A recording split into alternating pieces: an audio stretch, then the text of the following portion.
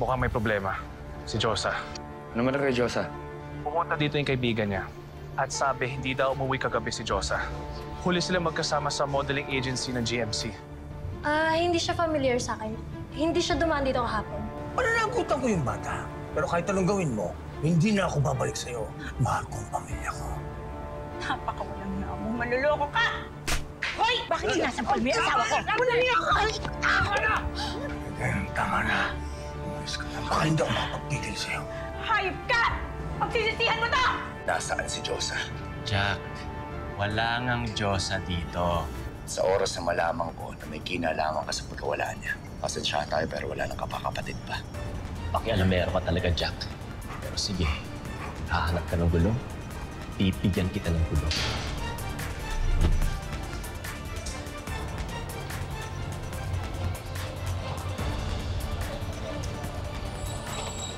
Sigurado ka ba na dun sa modeling agency na yung kayo nagpunta? Sigurado ako, Mark yung pangalan nung nakausap namin. Pinauwi niya ako pero sabi niya sakto si Josa sa hinahanap nila.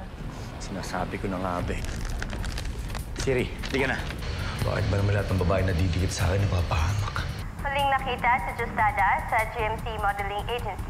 Kung sino man ang may impormasyon tungkol kay Justada or Josa, itawag niyo lang po sa mga numbers na nakikita niyo sa inyong mga screen. Jack, palagay ko, alam ko kung saan dinala ni Gregor si Josa. Tumawag na ako sa backup. On the way na sila sa location. Sabi ko na nga, be. Lahat ng sinabi ni Erica, totoo lang. Sana walang masama nangyari kay Josa.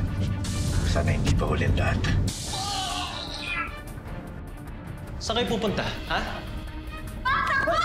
Ay! Josa! Bilis, bilis! Takbo!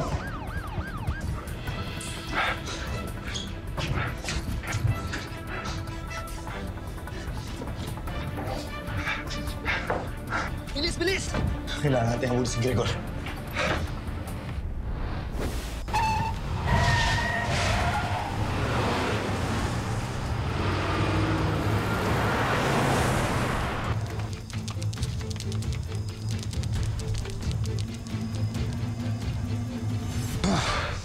Si Josa.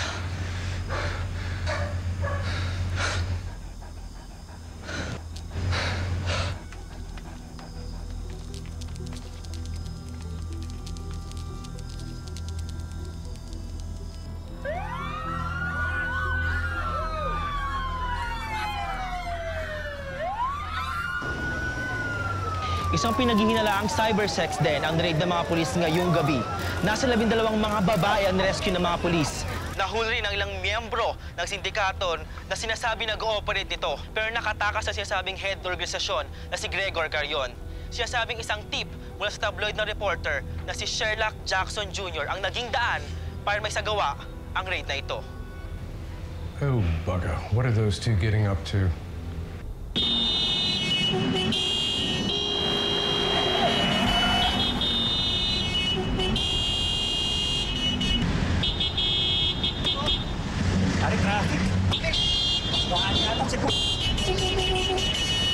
Ano yan?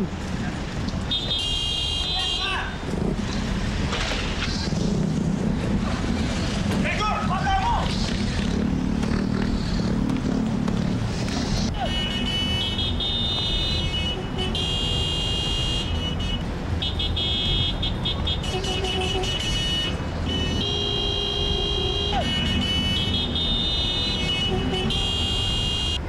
Josa!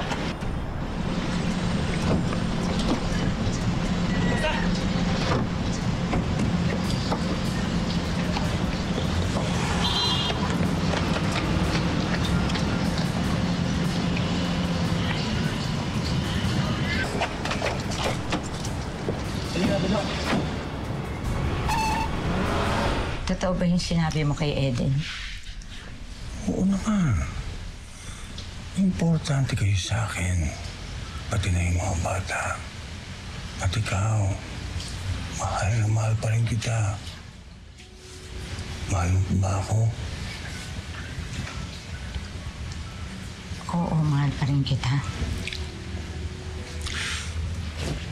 Sweetie, Yun, okay na sa akin yun. Sana ayusin na natin to, ha? At kung pwede, dito na lang ako tumira. Pwede. Kailangan sabihin ko muna kay Jack. O sige, basta okay na tayo, ha? Tama na sa akin yan.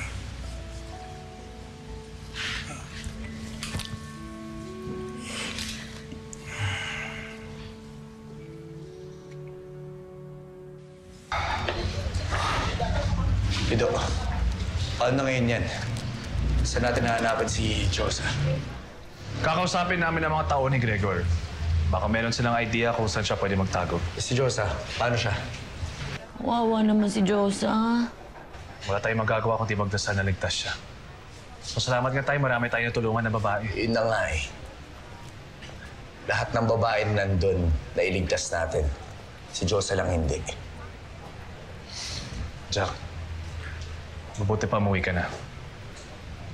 Salamat sa tulong mo. Papi, parang alam ko yung tingin na yan. Ayaw mo pa umuwi, ah. Siri, may idea ako kung paano natin mahanap si Gregor.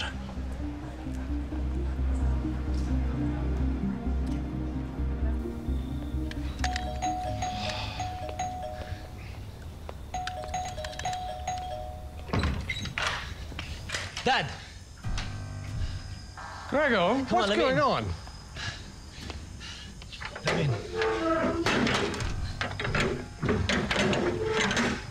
Take it easy. Oh, what? Hinahabol ako ni Jack. Kailangan ko yung tulong mo. What the hell are you doing? Dad, I need a place to hide. You can't stay here. The police are looking for you.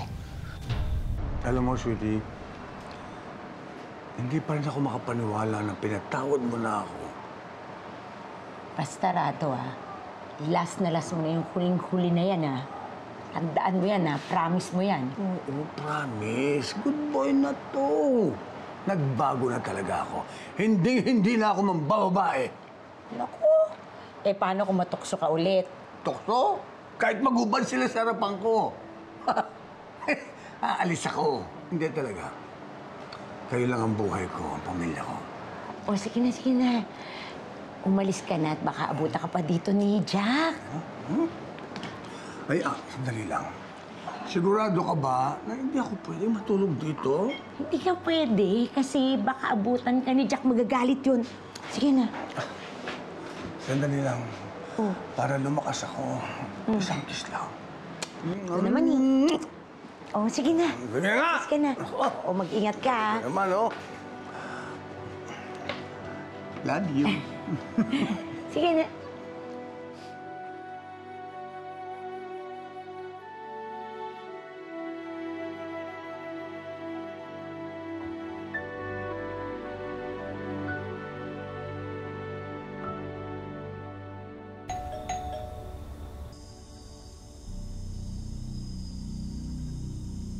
It's Jack. Papi, tulog na yata si Grandpapi.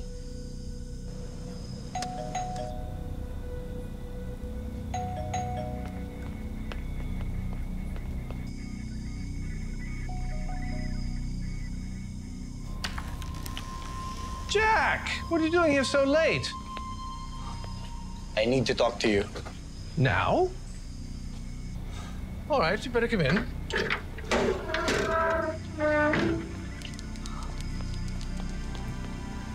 So what is going on?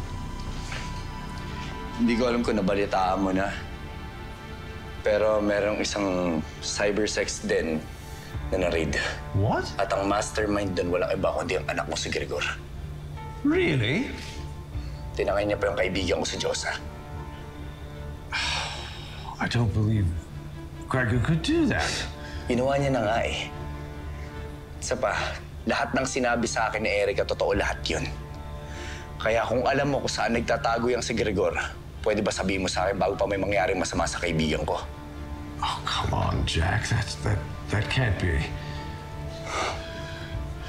I'm sorry for your friend, but I don't know who Gregor is.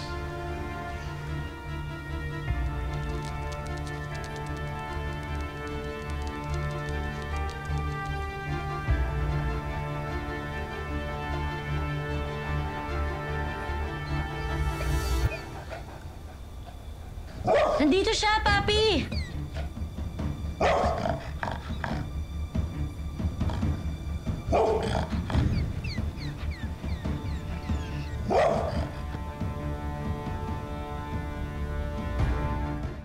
Oh, Jack, it's getting late. Perhaps you should go.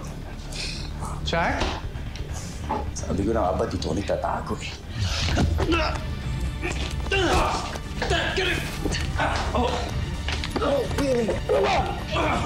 Gregor, just go! Tawanan mo ako!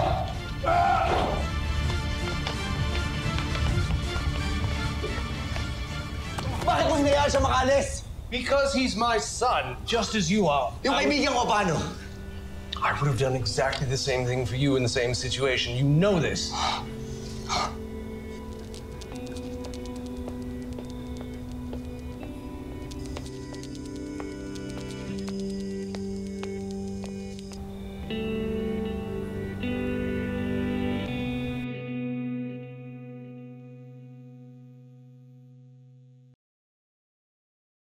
Naku anak, grabe naman pala. Leader naman pala ng sindikato yung kapatid mo kay Sherlock. Siguro napabayaan yun ng nanay niya, kaya ganun. Buti na lang hindi ka naging ganun, anak. Bakit kasi kinaibigan mo pa yung kapatid mong yun? Hindi ko naman alam na ganun pala yung kapatid ko na yun. Ngayong alam mo na, edi iwasan mo na siya. Ewan ko ba naman dito din kay Sherlock kung bakit kinukonsinti niya yung anak niyang yun. Sa bagay, kung sa akin di naman mangyari yun di naman siguro ang gagawin ko. Kahit ba nasa mali na po kami? Hindi ko alam, anak. Basta ako, umaasa na lang ako na maganda ang pagpapalaki ko sa inyo. Nay, alam niyo po, totoo po yun. Maganda po yung pagpapalaki niyo sa amin. Kaya kahit po kailan, hindi po kayo matutulad siya kay Gregor. Saan na kaya yun? Kasi habang hindi po natin nakikita yung Gregor na yun, nasa panganib pa rin ang buhay ni Jose.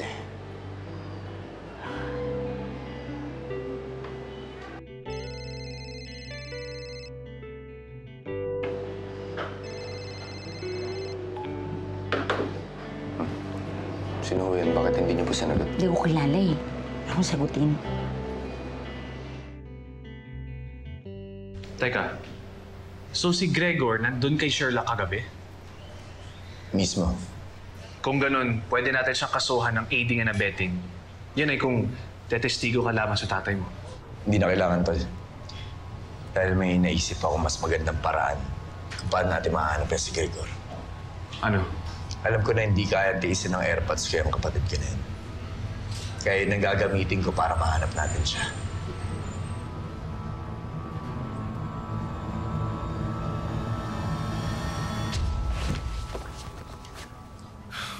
Anong plano ngayon? Tuloy pa rin ang plano. Sabihin mo sa kliyente na tuloy pa rin ang bentahan para maging pera na rin isang to. Hindi ako papayag ng kapatid kong hilaw na yun ang sisira sa mga plano natin.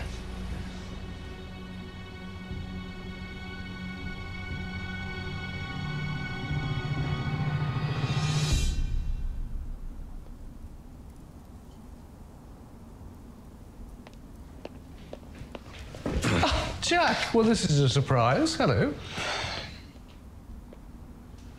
Listen, I know you and I don't see eye to eye about Gregor, but I want you to know I understand where you're coming from. Yeah. Actually, nagpunta talaga ako dito para sabihin sa'yo na hindi naman na talaga ako galit.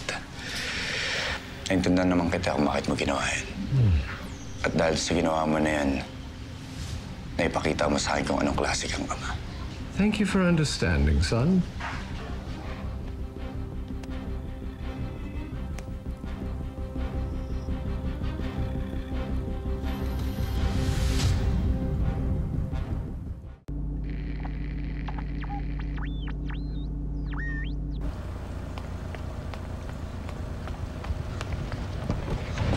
Pido. Ano, success? Oo, nailagay ko na. Sige, test natin. Ano? You're wounded. Wounded. Baka si Gregory yun. I can't bring you outside right now because it's so hot. Too hot? Ano yun? Masyado mainit? Baka kailangan palamig. Let's wait for a little while. Pido, kailangan natin maganda. Baka nasa loob na si Gregor. Oh, Jack, teka! Di pa tayo sigurado. Pido naman, di ba narinig? Sigurado nasa loob si Gregor. And now I'll water you so your leaves will be strong and healthy again. Water? Leaves? Ano yun? Labo. This thing with Gregor is so stressful, I'm talking to my plants. Plants? Tol naman eh. Kausap pala ng airpods mo yung mga halaman eh. Buti pala di tayo sumugod. Anong gagawin natin ngayon? Eh di maghintay. Hintayin natin na i-contact ni Gregor yung tatay mo.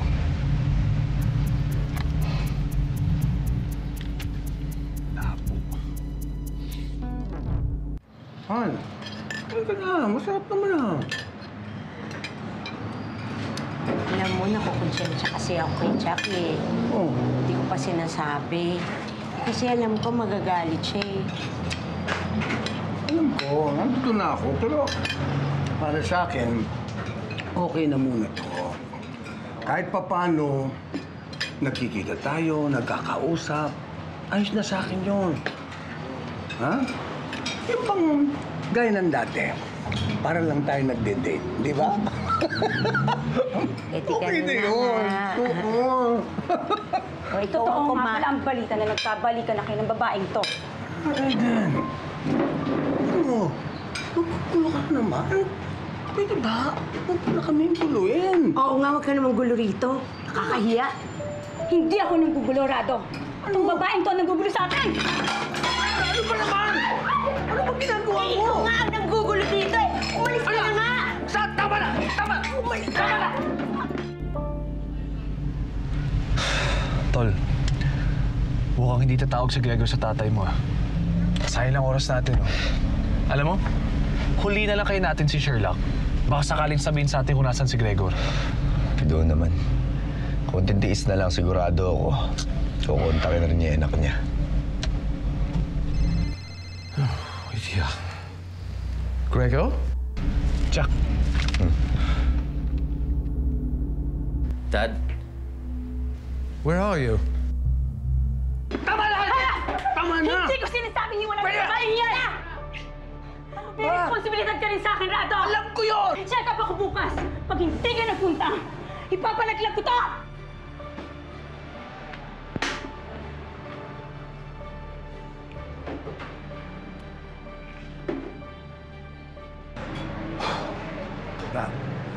Mahal? Upo ka muna. Relax lang. Relax lang.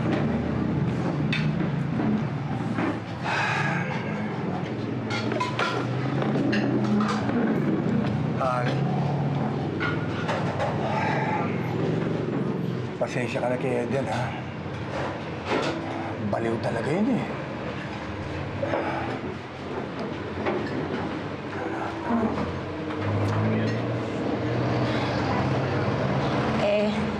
Kita mo naman ang hasta niya, oh.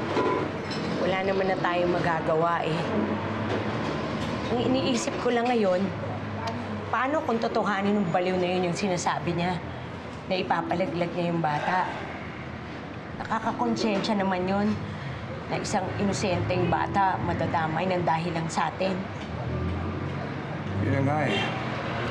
Pero alam mo, Han, para sa akin lang,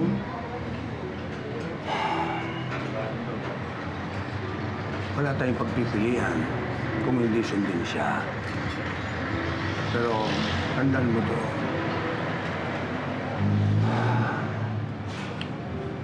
Yung kabaliwan niyang yun, at kahit gamitin niya yung bata, kahit na magtarantado pa siya, Tandaan mo to, hindi ako babalik sa kanya. Ha? Eh, yun na nga. Gagamitin niya nga yung bata. Pero, meron akong planong nasa isip. Ano yun?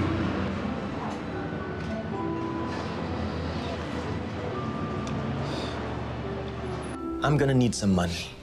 Well, you can't come to the house. It's too hot here. Okay, then. At the pier. Okay, I'll be there.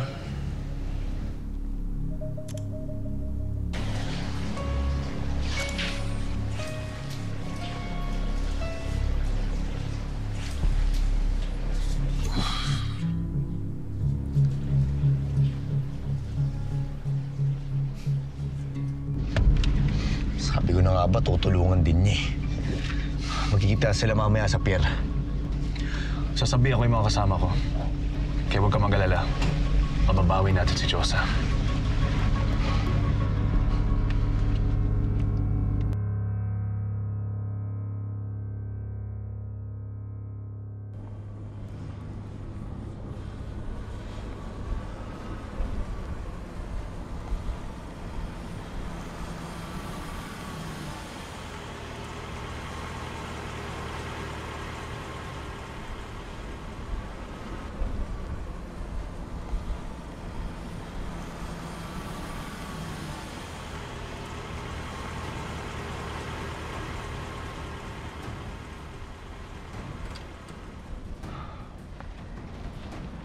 Jack, dito muna kayo ni Siri. Ano? Di doon naman. Kundi dahil sa akin, di nyo malalaman kung sila magkikita na nag-Gregor. Tol, salamat sa tulong mo. Pero official police business to.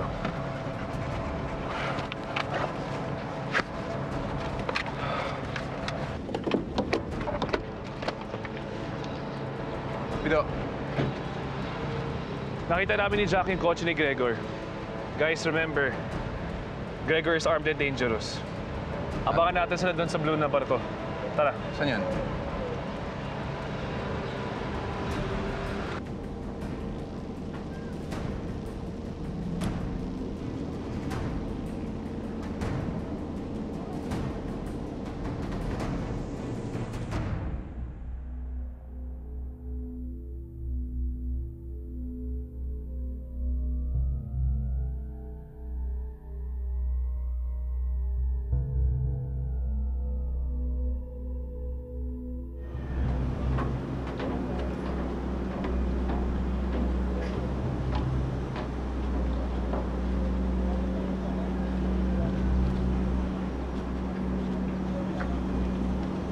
Handa na ba yung transfer?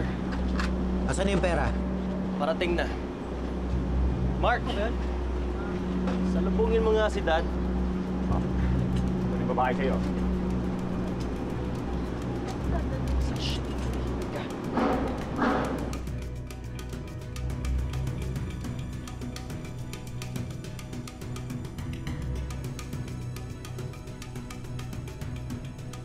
Malapit na yan. Relax ka na. Ha? Ano kaya nangyari sa kanila? Nakita na kaya nila si Josa?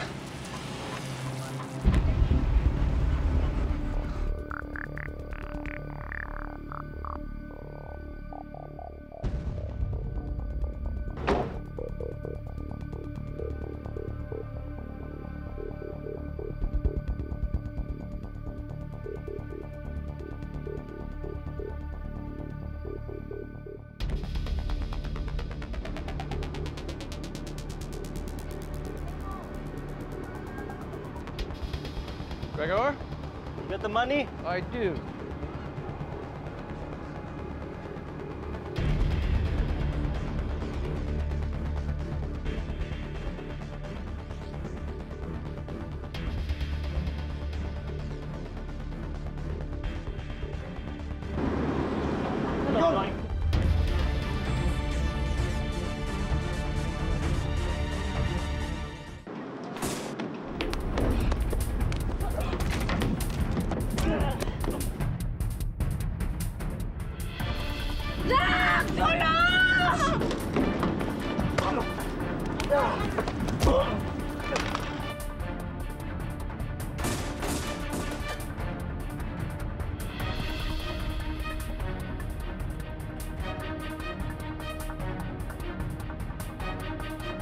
Si Grandpapi!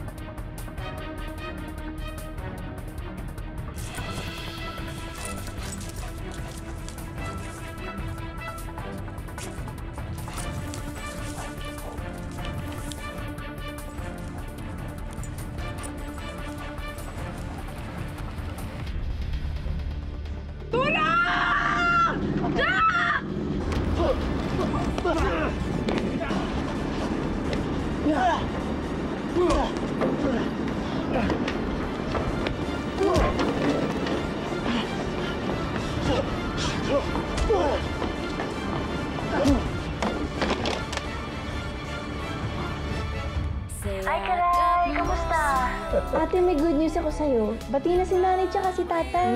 Mabuti naman okay na kayo. Ngayon ang ultrasound ni Eden. Punta ka ba? Nag-aalala ko kung anong pwedeng gawin niya sa bata eh. Sandali lang, Dok, ha? Wala pa kasi yung tatay ng magiging baby ko. Darating pa ba siya? Subukan lang yan. Sensya ka na, nahinintay pa ako eh. Sino? Ako. Ano ginagawa ng babae niya dito, ha?